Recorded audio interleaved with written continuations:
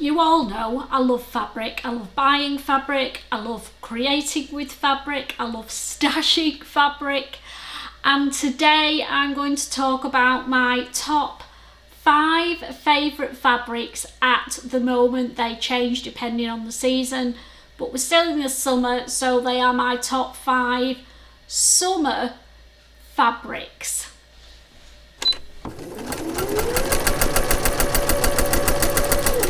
Hi there, I'm Christine the Gemini Stitcher and welcome to my little sewing space. I've got my table out and I've got 5 fabric bases that I love sewing with in the summer months.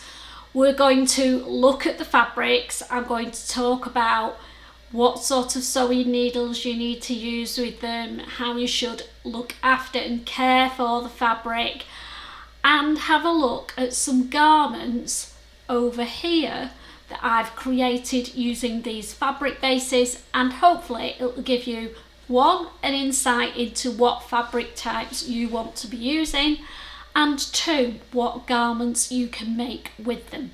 So let's get cracking.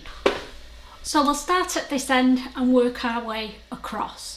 And on this end is one of my summer favourites, and it's linen, but it's not any old linen, it's a viscose linen.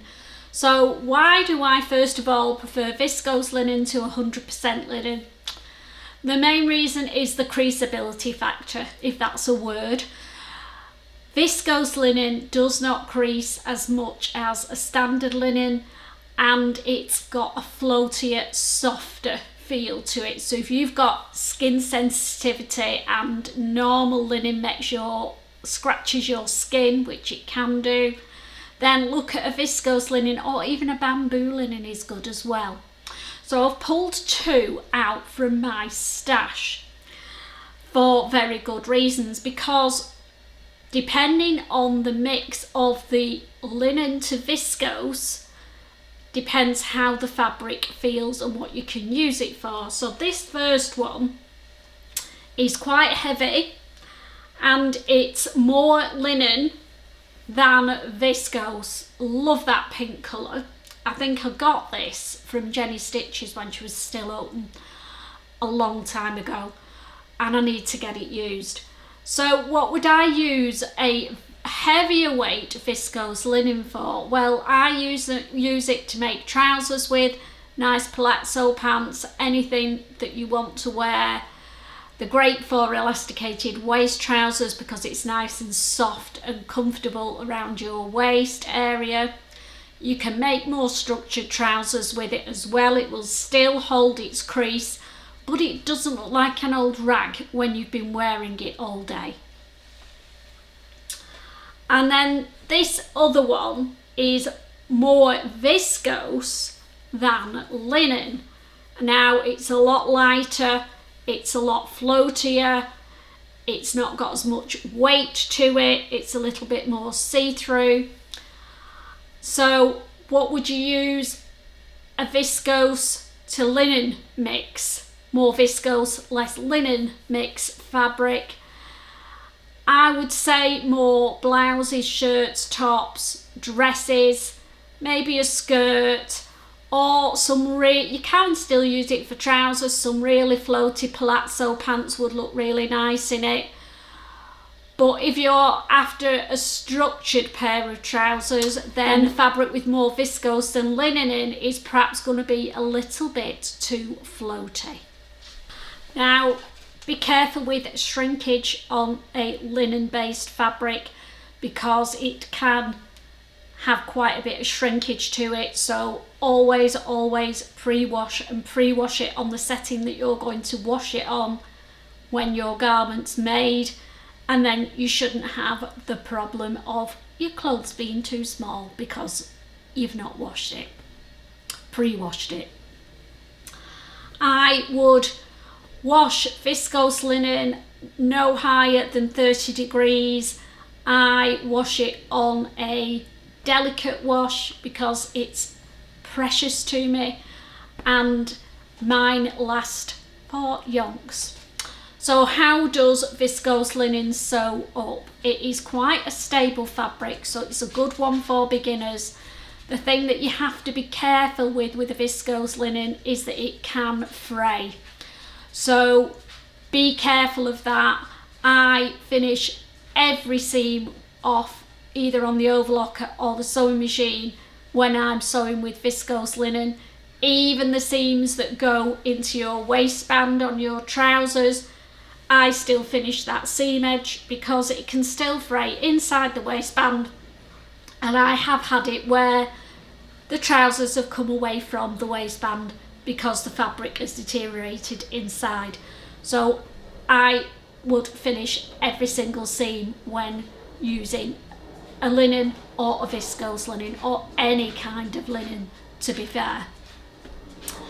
So what needle would I use to sew viscose linen? Standard 80 needle in your machine, absolutely fine. If you're sewing with a thicker linen and it feels quite bulky, then maybe go up to a jeans needle if you're struggling with the standard needle, but you should be okay with your standard 80 needle in your machine. So that's my first fave fabric. Let's move on to number 2, which also has viscose in it. Well, it is viscose, but it's not a normal viscose, it's a viscose twill. So what is the difference between your standard viscose and your viscose chalet and the viscose twill? Well, the clue is in the weave. It has a horizontal stripe running through it, which gives it the name, which means it's twill, and that's the twill weave in the fabric. So what does the weave do that makes this fabric different from your standard viscose? It gives it more structure. It's still got the softness of a viscose, it's still going to be super floaty, but it's got a bit more structure to it. So if you're new to viscose, try a twill weave. It might be a little bit easier, it'll be less slippy, and it'll be easier to control under your sewing machine.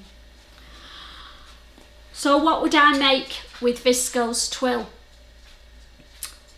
The sky's the limit really, isn't it? Anything that needs up to a medium weight fabric is absolutely fine. So your dresses, your blouses, brilliant for co-ord sets. Palazzo pants are gorgeous made in it, because pants especially, it has a little bit more weight than a standard viscose, but it's still super floaty. How do we look after viscose twill? As with any fabric, pre-wash. But it is vitally important before you pre-wash a viscose twill fabric that you finish the ends of your fabric either on a zigzag stitch or an overlocker, because it frays like buggery. So make sure that before you pre-wash it, you have finished the ends of your fabric, or it's going to end up all tangled up in your washing machine. So again, I wouldn't wash it on anything higher than 30 degrees, and I'd use a delicate cycle as well, because it's precious fabric, isn't it? You're getting a drift. I don't wash anything over 30 degrees and it's all on a delicate cycle. Not always, but nearly. So what needles do we use for viscose twill? I would say Microtex needles are the best bet, in my opinion. It's a sharper needle. Sometimes viscose twills can snag, and then you get a really visible, because of the weave, you end up with a really visible line in your fabric. So avoid that by using a Microtex needle, probably on the finer end of the Microtex, because you can get different thicknesses. So go for a 60, 70 max Microtex needle when you're sewing with viscose twill. Fabric number 3 is a jersey fabric, and it's cotton jersey. Now, I have no problem with sewing with viscose jersey, but cotton jersey is just easier. It's not as floaty, it's got a little bit more structure with it, and you can use it for all the patterns that you would use a viscose jersey for, and it just feels nicer, I think. So I've pulled out 2 cotton jerseys from my stash just so that you can see the difference. Well, maybe you won't, maybe we need field of vision. This first one is from my favourite manufacturer, and it's Stoff of Denmark, and it's their Avalon cotton jersey. It is absolutely beautiful.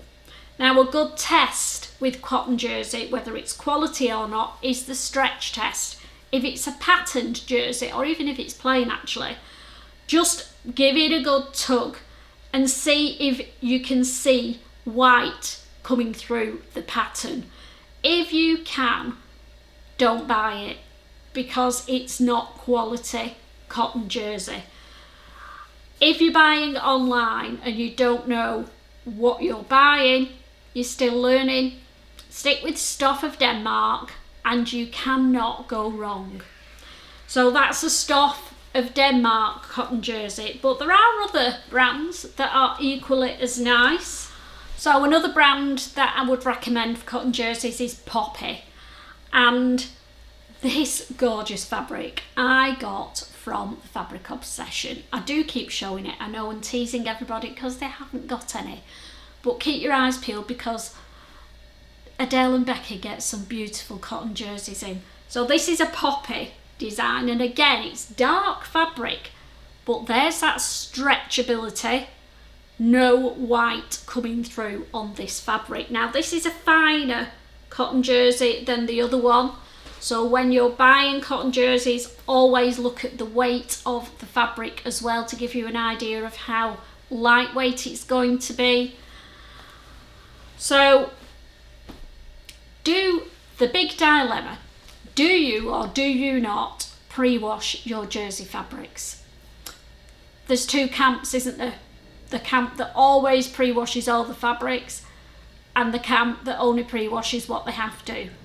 And the ones that only pre-wash what they have to probably don't pre-wash their cotton jerseys because it's stretchy. So you've got that little bit of leeway anyway. So what do? I pre-wash it, of course. There's a really good reason why I pre-wash all my fabrics. The only ones I don't pre-wash are 100% wool coating fabric that isn't going to be washed. And the main reason I do it is that all fabrics retain some of the chemicals that they've used for dyeing the fabric. And I have sensitive eyes. So if I don't pre-wash my fabric and I'm sewing all day, if I'm only sewing for an hour, I'm fine. If it's more than that, I touch the fabric, I'm touching around my eyes and my eyes start stinging. If that happens to you, it's possibly because you've not pre-washed your fabric. So a little tip there, pre-wash it, save your eyes. So what needle do we use for cotton jersey? Obviously you need a jersey or you need a stretch needle. Now I would always say on cotton jerseys use a jersey needle, but if you find that it's pulling and not doing even stitches, always use a sample piece of fabric. If your stitches aren't even or you're not happy with the finish, switch it for a stretch needle. So the eye of the needle's in a different position, so your thread goes through at a different time. It's to do with the timing, I think, and the needle. Correct me if I'm wrong, but it can make a big difference. I've sewn things and thought this isn't sewing right, switched it over to a stretch needle and it's been fine. So if your cotton jersey isn't sewing right and you've got whatever needle you've got in, start with the jersey needle. If that doesn't work, try a stretch needle. It might just make all the difference. So caring for jersey fabrics. It's cotton, isn't it? you can put it on a high temperature in your washing machine. If they're patterned, I tend to look after them weirdly a little bit better than I do if they're plain jerseys. I feel like plain jerseys can take more hammering, they can be boil washed. Never ever will I boil wash a pattern jersey. I don't want to lose that pattern, I don't want it to fade. So yeah, always wash them. Although it's cotton, I would still wash them on a synthetic setting and no more than 30 degrees. Somebody's going to tell me that I'm talking a load of rubbish and you can just stick them in any setting and cotton jersey will be fine. It's a chance you take, isn't it, and not one I'm prepared to. So that's fabric number 3. Moving on to fabric number 4, which some people may not use in the summer because of the weight, and it's denim fabric. Now I have a thing with denim fabric. In winter I like the traditional blue, navies, all the blues, denim. In summer I tend to go for coloured denims that are different. So this first one, I haven't got the fabric because I made it up, and it is absolutely the best denim I have ever bought. It's Cousette denim, so if you can ever get stonewashed Cousette denim, don't look at the eye-watering price for denim. If you're making a special garment in a denim fabric, go for it, you won't be disappointed. It is super soft. I got this from Lamazi and I made my recent Hussard jeans in it in cream. So I would recommend Cousette denim all the way. And then I look at pattern denim. So I've got this stripy pink and cream mid-weight denim. Got a bit of stretch to it. I like a bit of stretch to my denim. It hasn't got any elastane in this, it's the natural mechanical stretch in the fabric. So I like light, mid to lightweight denims. I love a good chambray, and chambrays, plain chambrays, I always get from Pound Fabrics, and I use their lightweight denims because they are chambray weight, they are beautiful, and I won't go anywhere else, and a good price as well for chambrays. So pre-washing denim is absolutely a definite must because it will shrink, it could lose some dye. So when I'm pre-washing, I always put a colour catcher or 5 in my washing machine for a couple of reasons. I want to try and stop the denim losing its colour. I'm not sure whether colour catchers do that, but in my head they do. And I don't want the dye to still be in my machine somewhere when I'm washing something else and end up with clothes that have got a grey hue to them. So colour catchers. The other thing I've tried is using full fat Coke. If your denim is quite stiff, I've pre-soaked it in a bucket full of Coke and then washed it after a couple of hours and then washed it. That can soften it if it's stiff.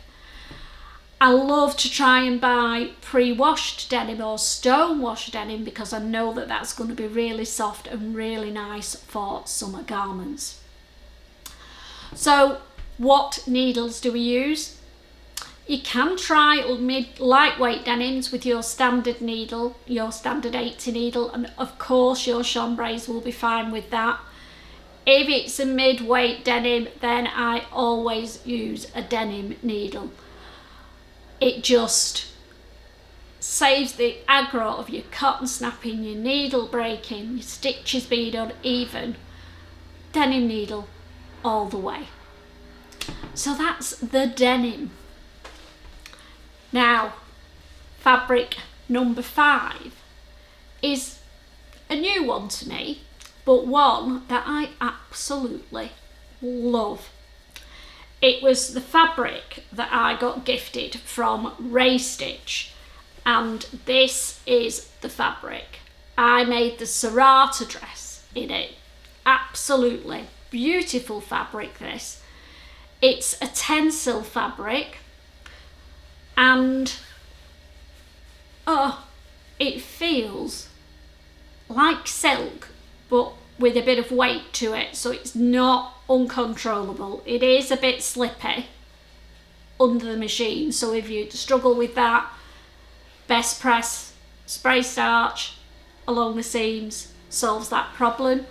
But this is replacing, for me, viscose. Certainly for my high-end garments, it's not something that's commonly available, unfortunately, but bob on to Ray Stitch, because they have got some beautiful patterns, their own prints in this Tencel base fabric, and I really hope they get some more designs.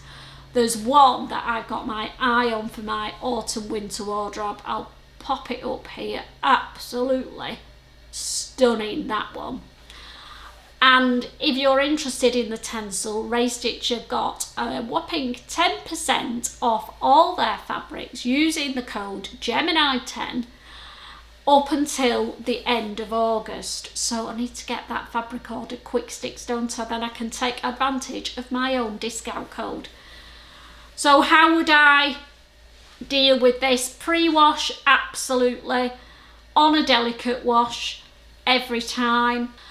You know what I'm going to say, don't you? Microtex needles are a definite must with this fabric.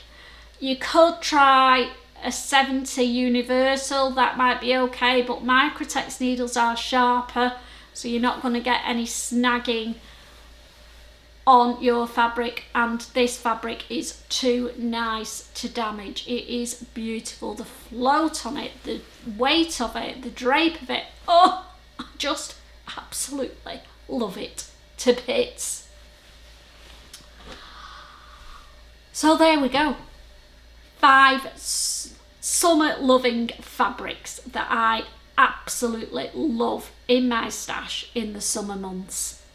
I hope it's given you some inspiration and some idea of how to deal with the different fabric bases. And I'll probably do another one of these, but for the autumn and winter months. So let me know if it's something you want me to repeat later in the year, and I'll do another version of my 5 favourite fabrics. I'm going to love you and leave you, and I will see you all tomorrow for more sewing fun. Bye guys.